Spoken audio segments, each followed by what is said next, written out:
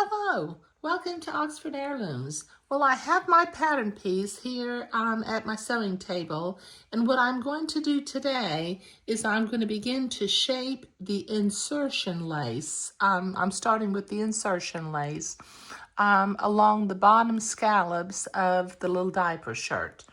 Now, I've got my insertion lace here, and as I look at it, it flows, let's see, right now it's flowing from right to left, so I think I'm going to start on the other end of the lace. Let me find the other end. There it is. And for some reason, I like lace to flow left to right when you're looking at it. So I'm going to start here at the center front, and I'm going to begin to shape it.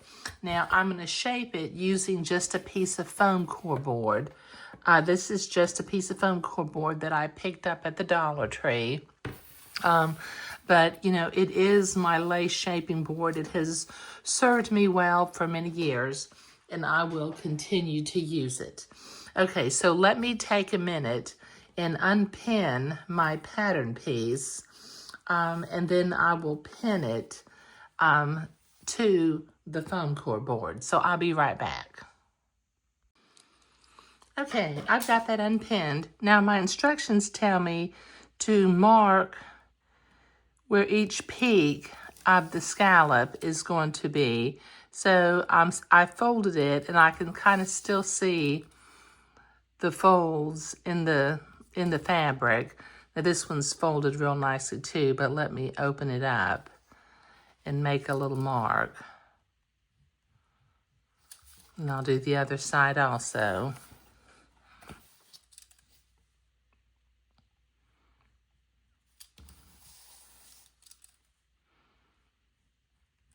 Now I'm using a friction erasable pen, so when I'm finished putting the insertion lace on, I can iron this and that mark will go away.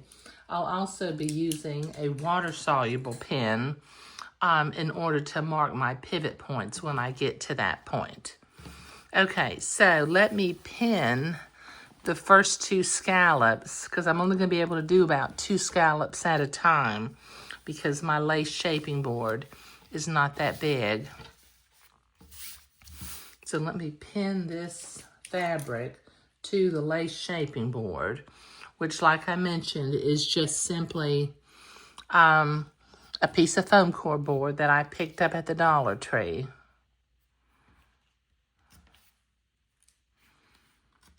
Okay, and then I will begin to pin. Let me make sure my lace is pointing in the right direction. Yeah, it's flowing from left to right.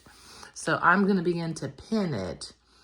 Let me leave that hanging over. I'm going to leave about 1 inch of lace hanging out over the front edge of the diaper shirt. And I'm going to begin to pin the lace right to the bottom edge of the fabric.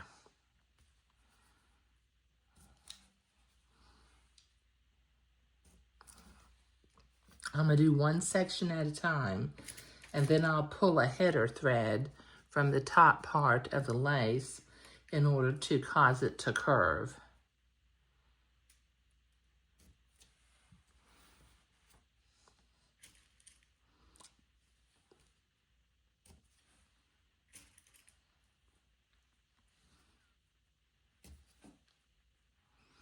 I could have just simply traced this pattern piece on the fabric and not actually cut it out, but I went ahead and cut it, so I mean it'll be okay. I mean you could do it one way or the other, it doesn't really matter. Okay, so let me do 1 scallop, and then I'll work on pulling my header thread from the top to shape it, so I'll be right back. Okay, so you can't see the thread right here, but I have pulled a heather thread, and it has drawn the top edge of the insertion lace into a nice curve up here along the top, okay? Now, I did, with my blue fabric marking pen, I made a little pivot mark where the lace is going to turn.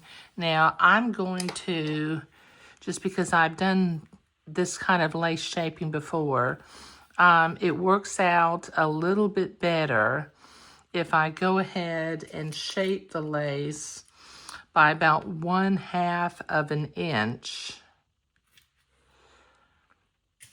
along the second or the next succeeding scallop.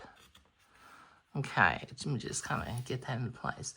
Okay, now I'm going to come through and I'm going to take each pin that's standing up and I'm going to repin it to where the pin is flat, holding the lace into place.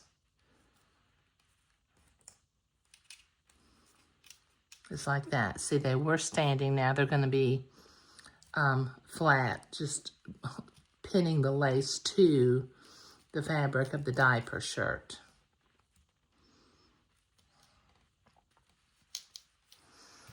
Okay, this will take me a minute to move all these pins, so I'll be right back. Okay, now before I continue pinning along the second of the scallops, let me see if I can show you what I have done. I have folded the lace. I kind of mitered it and folded it inside of itself, right there where the peak is supposed to be. So I'm going to sew 2 scallops at a time as I do this project.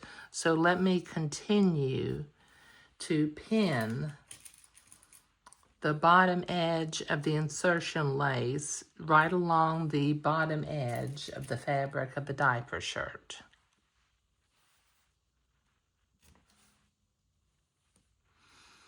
And then once again, once I get this second section pinned on, I will pull a header thread and make another nice scallop and then move my pins down flat. So I'll be right back. Okay, I'm not sure you can see this little white, it's very thin white header thread that I have pulled, and I have drawn the top edge of the insertion lace into a curve. So I'm going to continue to change my pins from standing upright to laying flat and holding the lace to the fabric along the curve. Now I'll take these pins out one at a time as I begin to zigzag the top edge of the insertion lace into place.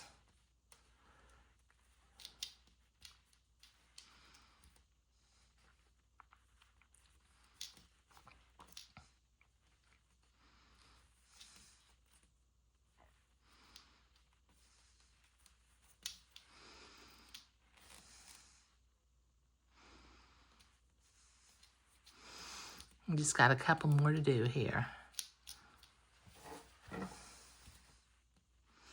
You know, once again, I folded and I mitered my little peak underneath of itself so that I can come back and sew that miter into place. But I'll do that after I attach the lace to the diaper shirt. Put one more pin in right here. So I've extended out about 1/2 of an inch beyond the last peak that I'm working with. There.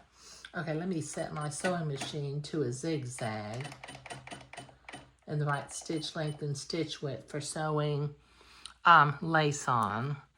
I'll take my pins out of the fabric.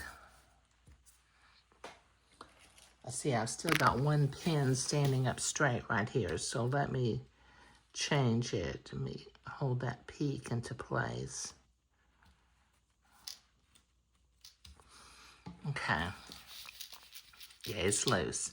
Okay, so I'm going to come over here to the sewing machine.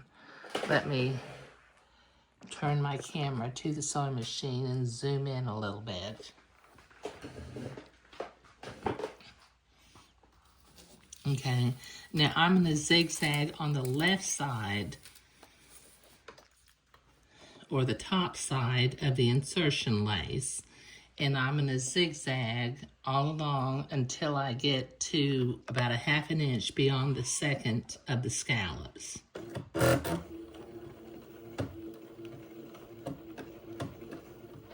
And there's no reason to go too fast, because you want to keep your curve nice and smooth.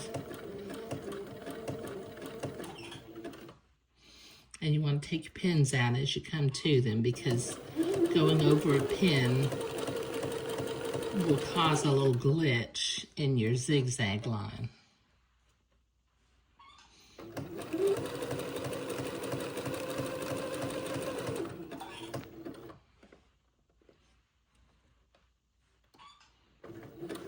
So I'm just zigzagging just the header of the insertion lace. When I get to this top peak of the first scallop, I will pivot and continue zigzagging.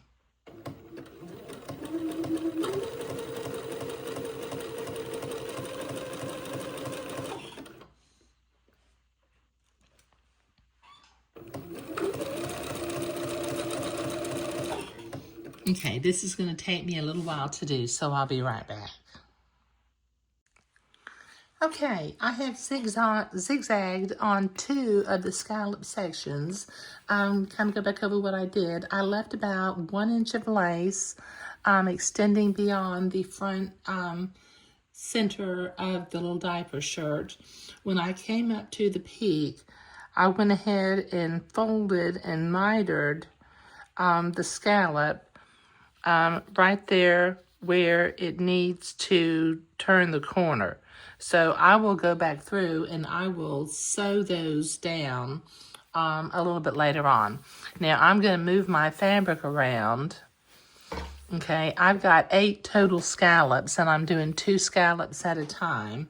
So I need to repeat this process of pinning it into place, pulling the header thread to draw up the curve, changing my pins to where they're flat, holding the lace to the fabric, and then zigzagging them into place. So let me finish these next 3 sections that I'll be doing, because it's going to be a repeat of what I just did over here, and I'll be right back. Okay, I've got my insertion lace zigzagged all along the bottom of the scallop of the diaper shirt. So what I need to do next is I need to trim away the fabric from behind the lace. And then we will tack down the miters on the little peaks. Okay, now to cut these, I'm going to use my specialty scissors. These are made by Havel, and they're specially made for trimming around lace. They've got blunt tips, so they won't accidentally poke into the holes of the lace and cut your lace when you're trimming close to it. So this is going to take me a couple of minutes to get this all trimmed all along the bottom of the diaper shirt. Okay, now what I'll do, if you have one of the fancy embroidery machines that actually does applique, I think applique scissors are made similarly with blunt tips, but if you don't have a pair and you'd like a pair, I will put a link down below in the video description that you can click on, and it will take you to the pair that I have. Because, you know, I'm one of those people, I don't have one of those very fancy and very expensive embroidery machines, and I just use my specialty scissors when I need to trim fabric away from lace. So I'll be right back. Okay, I've got that excess fabric trimmed away from behind the lace, and that looks real nice.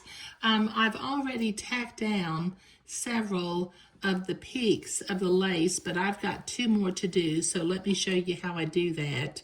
I've got it, as you recall, I mitered it into place with a fold when I was zigzagging it on. So let me see if I can zoom in. So what I'm going to do is I'm going to start up at the top of the peak. Let me fold that over, where my little blue fabric mark is. And I'm simply going to zigzag, go back and forth at the bottom to hold into place. And then I've got one done. Trim my threads. And then I've got one more to do.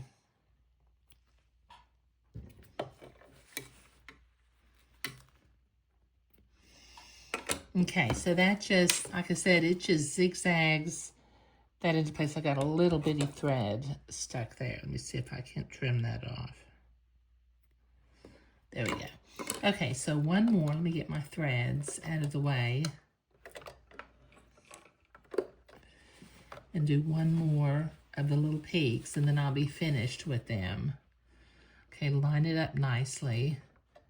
Start up at the top of the peak where the little blue mark is. Let me get this nice and neat in here. There we go. Okay, and then we will just zigzag it into place. Then when I get down at the bottom, I'll go back and forward a couple times just to hold it into place. And there. Okay, now in the next video, we will start work on putting the gathered edging lace on the bottom of the insertion lace. Let's see if I can zoom out a little bit here. But this is looking real sweet, the way it's supposed to look. Anyway, but that gets the insertion lace on.